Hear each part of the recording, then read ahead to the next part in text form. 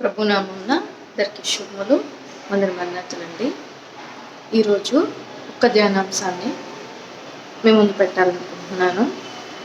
మన లైఫ్లో కొన్నిసార్లు చేదైన పరిస్థితులు, చేదైన స్థితిగతులు ఎదురవుతూ ఉంటాయి. అయితే వాటిని కాదనాలా, మనము స్వీకరించాలా, తీసుకోవాలా అన్నది కూడా మనకు అర్థం కాని అయోమయ పరిస్థితిలోకి మనము జారిపోయే వరంగా ఉంటాము.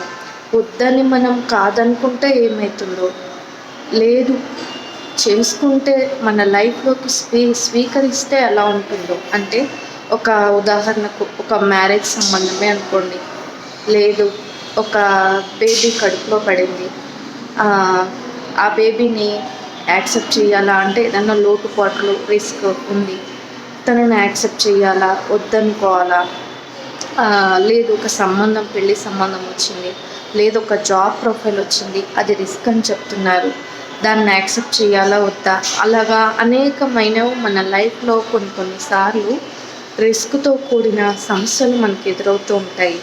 అయితే అలాంటి సమయాల్లో మనం చేయవలసిన ప్రార్థన ఏంటంటే అండి, తండ్రి దగ్గర కుమారుడు ఇలా అంటున్నాడు, ఒక చేదైన పాత్ర, ఆయనకి ఇష్టం లేని పాత్ర, ఆయన తాగలేని పాత్ర ఆయన ముందుంది, కుమారుని ముందు. అయితే కుమారుడు ఇలా అన్నాడు, తండ్రి నీ చిత్తమైతే ఈ గిన్నెను నా యుద్ధ నుండి తొలగింపను, లేని యెడల నేను దీన్ని స్వీకరిస్తాను అని కుమారుడు తండ్రి చిత్తానికి తన కష్టాన్ని అప్పగించుకున్నాడు కదండి. అలాగే మన లైఫ్లో కొన్నిసార్లు మనము వెనుక ముందు అవుతూ ఉంటాము. ఏం చేయాలో మనకు అర్థం కాదు ఆ పరిస్థితి. అలాంటి సమయంలో తండ్రి నీ చిత్తమైతే దీన్ని నా జీవితంలో జరిగించు, లేని యెడల ఏదో కారణం చేత తొలగించు అని చెప్పి మనము తన కుమారుని వల్లే మనము కూడా తండ్రికి కుమారునికి మనం ప్రార్థించవలసిందే ఉందండి.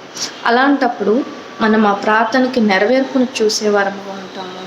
అది ఆయన నిర్ణయం అయితే మన జీవితంలో జరిగి కుమారుడు ఎలాగున విజయం పొందాడో మనము కూడా అలాగున విజయం పొందగలుగుతాము. ఆయన నిర్ణయం కాని యెడల అది మన యుద్ధ నుండి తొలగిపోతుంది. కనుక మనము ప్రతి ఒక్క విషయంలోనూ క్రీస్తుని పోలి నడుచుకునే వారమై ఉండాలి. అటువంటి ధన్యత భాగ్యము ఆయన బిడ్డలైన మనకందరికీ ప్రభు దయచేయను గాక. Praise the Lord. May God bless you all.